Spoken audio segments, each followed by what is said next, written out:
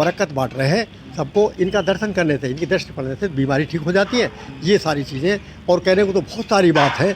और ऐसे ऐसे लोग ठीक कर दे जिनके ऑपरेशन होने थे और इनके दर्शन करने से, दृष्टि पड़ने से उनको ऑपरेशन की भी जरूरत नहीं पड़ी और ठीक हो गए। और ऐसा अभी आप अनुभव करके कोई भी देख लें जो भी हैं, और बिल्कुल दया इतनी बरसा रहे हैं। और जहाँ दर्शन देते हैं, दृष्टि डालते हैं, बिल्कुल बरकत मिलती है। और किसी का वैसा पैसा नहीं लेते हैं हम इसमें। संसारिक लाभ भी मिलता है, भौतिक।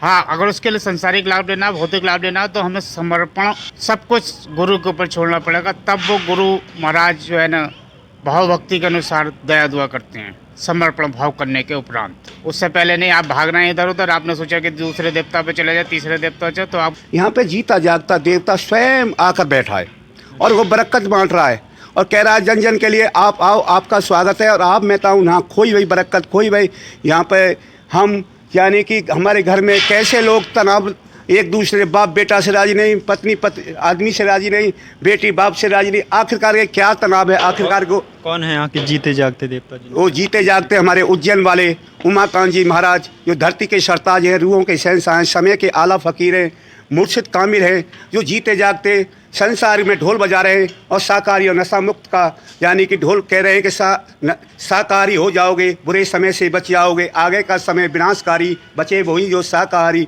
शाकाहारी एक नशा मुक्त, हमारे गुरु महाराज जी का ढोल बजाना है। जन जन तक ये संदेशा हमारे गुरु भक्त पहुंचा रहे हैं और कह रहे हैं कि एक मंदिर, एक ऐसा बावल कसौला चौक highway road, Jaipur highway road पर ये मंदिर बनना है। आप देख लो, ये मंदिर ऐसा मंदिर बनने जा रहा है कि इतिहासक संसार में कोई मंदिर ना ऐसा होगा कि यहाँ पर सह बरकत और यानी कि रूहानी ताकत, अंदर से भक्ति और भाव अंदर से गदगद करने वाला एक मंदिर है। यहाँ पे जो भी मनोकामना एक बार मत्था टेकेगा वो अपनी मनोकामना पूरी कर लेगा जी।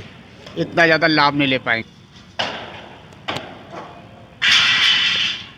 आपने यहाँ मत्था टेका, क्या महत्व है इस मंदिर का? इस मंदिर का ये महत्व है, जो हमारे परम पूज्य बाबा उमाकांत जी महाराज हैं, इनके भी गुरु महाराज बाबा जय गुरुदेव जी के नाम से प्रचलित थे पहले ही। तो उनकी याद में वो, उनका शरीर पूरा होगा 2012 में, उनकी याद में उनका चिन्ह बनाया जा रहा है। मंदिर का महत्व नहीं है वैसे, असली मंदिर तो हमारा ये मनुष्य शरीर है, जिस्मानी मस्जिद जिसे कहते हैं, तो ये है। लेकिन ये जो मंदिर बन रहा है उनकी याद में, और उन्हीं का चिन्ह, उन्हीं का यहाँ रखा जाएगा। और वो बरकत बांटेंगे। जो लोग शाकाहारी रहेंगे और अब तक कुछ भी किया, लेकिन अब अगर वादा करके ही जाएंगे हम शाकाहारी हैं, तो उनको बरकत मिलेगी, दुआ दया मिलेगी और बरकत मिलेगी। सारी बीमारी परेशानी दिक्कत मिलेगी, हर परिवार में संपन्नता मिलेगी। कब से बन रहा है मंदिर ये 2022 से शुरू हुआ है और इसमें थोड़ा समय लगेगा। एक मंजिल हो चुकी है, धीरे धीरे चल रहा है काम, ऊपर भी काम शुरू हो गया है। तो ये जब पूरा हो जाए बहुत जल्दी, बहुत इंजीनियर, बहुत हमारे सेवादार हर प्रांत से, विदेशों से भी हैं इंजीनियर, और सब लोग आए हुए हैं। और ये बहुत जल्दी बन जाएगा। और जब बन जाएगा तो जब ही से यहाँ बरकत बढ़नी शुरू हो जाएगी, जो भी आदमी आएगा हरी बीमारी में। और हमें तो इतना अनुभव हुआ कि 88 से जुड़े, इतनी बरकत दया मिली है कि इस उम्र 76 साल की उम्र में कहाँ चल पाते। हमारे गुरु महाराज 76 साल की उम्र है, कितनी मेहनत कर रहे हैं, बैठ नहीं रहे, देश विदेश में जा रहे हैं। और यहाँ भी कोई जगह ऐसी नहीं छोड़ी है, अपने देश में भी और विदेश की मैंने बता ही दिया। 16 देशों में तो नाम की दीक्षा दे चुके हैं, जो भजन का रास्ता है, और बरकत बांट रहे हैं सबको। इनका दर्शन करने से, इनकी दृष्टि पड़ने से बीमारी ठीक हो जाती है। ये सारी चीज़ें, और कहने को तो बहुत सारी बात है। और ऐसे ऐसे लोग ठीक कर दे जिनके ऑपरेशन होने थे और इनके दर्शन करने से, दृष्टि पड़ने से उनको ऑपरेशन की भी जरूरत नहीं पड़ी और ठीक हो गए। और ऐसा अभी आप अनुभव करके कोई भी देख लें जो भी हैं, और बिल्कुल दया इतनी बरसा रहे हैं। और जहाँ दर्शन देते हैं, दृष्टि डालते हैं, बिल्कुल बरकत मिलती है। और किसी का वैसा पैसा नहीं लेते हैं हम इसमें, मंदिर में या किसी में लगाने के लिए। जो शुद्ध शाकाहारी अपने सत्संगी प्रेमी भाई बहन हैं, उनका पैसा इसमें लगेगा। वैसे किसी मांसाहारी का पैसा नहीं लेते। शाकाहार का प्रचार देश विदेश में कर रहे हैं और हर जगह कर रहे हैं। ये ज़्यादा हमारा मेन उद्देश्य है। यहाँ पर जो है कि कोई बाहरी लोग भी आ सकते हैं, या केवल जो बाबा जी के शिष्य हैं वही आके? बाहरी लोगों के लिए भी आदेश है, बाहरी लोग कोई भी आ जाएगा, कोई सी के लिए मनाही नहीं है। मुँह मत्था टेकर अभी से, मतलब ये हम नए लोगों को लाते हैं। अभी नए लोग आ रहे हैं नामदान देने के लिए। अभी सत्संग होगा 9 बजे से, और सत्संग देंगे, नामदान देंगे, और जगह जगह नामदान है, खुले मन से नामदान दे रहे हैं। वक्त के संत सतगुरु यही हैं, धरती के सरताज इस वक्त के, और कोई नामदान खुले में नहीं दे रहा है। तो ये नामदान दे रहे हैं, युक्ति बता रहे हैं और लोगों को जोड़ रहे हैं। हम सत्संगी प्रेमी भाई हैं, 2-2 आदमियों के लिए आदेश किया है, 5-5 भी लाए, 10-10 लोग भी ला रहे हैं नयों को। नामदान नाम की दीक्षा दिलवाते हैं और भजन का रास्ता बताते हैं। तो इससे सुकून शांति मिलती है। क्या है मतलब नाम दान लेने के बाद भजन करके क्या महत्व है इसका जी? माला है, सुमरन करते हैं, फिर ध्यान करते हैं आँख बंद कर, जैसे वो बताते हैं युक्ति, खुले मन से, और भजन करते हैं। उससे जो भी बरकत मिलेगी वो दर्शन होता है। गुरु महाराज जो हैं हमारे, और ना किसी देवता की निंदा करते, बुराई करते, सबको मानते हैं।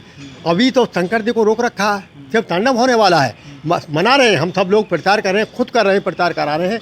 वक्त बहुत ख़राब आ रहा है। हाँ, ऐसी ऐसी बीमारी आ रही है, रात को बीमार होंगे और सुबह कुछ मिलेगा। तो ये कुछ लोग कहते हैं कि जय गुरुदेव वाले देवी देवताओं को नहीं मानते हैं, ऐसा सही है? ऐसा कुछ नहीं है। अब आप सत्संग सुन लीजिए, अभी बताएंगे सब देवताओं को मानते, किसी की निंदा बुराई नहीं करते, कोई सत्संगी प्रेमी भी नहीं करता है, ऐसा नहीं है। तो ये कोई वो नहीं है, सबकी कोई।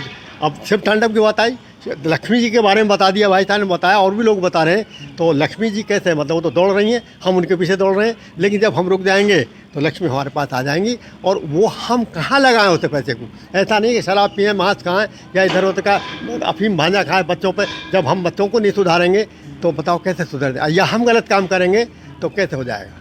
तो जो हम सही काम करेंगे तो बच्चे भी सुधर। अगर हम खान पीन खराब होगा तो बच्चों को नहीं रोक सकते। तो ये सारी सबसे बड़ी समस्या पर मतलब आने से पहले खान पीन को शुद्ध करना बहुत ज़रूरी है। बहुत ज़रूरी है। हाँ, धीरे धीरे करते, मतलब एकदम जब संकल्प बना लेंगे किसी चीज़ का तो एकदम हो जाएगा। हम भी थे, देखो हमने भी सारे काम किए। अच्छा। लेकिन मालिक की दया ऐसी खींच के दिया है हमें 88 में, और जब से हमने बीड़ी सिगरेट ये सब छोड़ रखा, चाय पत्ती नहीं, चाय भी नहीं पीते। अच्छा। हाँ, काढ़ा बना के बताते थे वो पीते। तो इन चीज़ों पर हम खान पीन का ज़्यादा वो है। खान पीन सही रहेगा तो हमारा तंदुरुस्ती भी सही रहेगी, हरी बीमारी नहीं लगेंगी। ये है।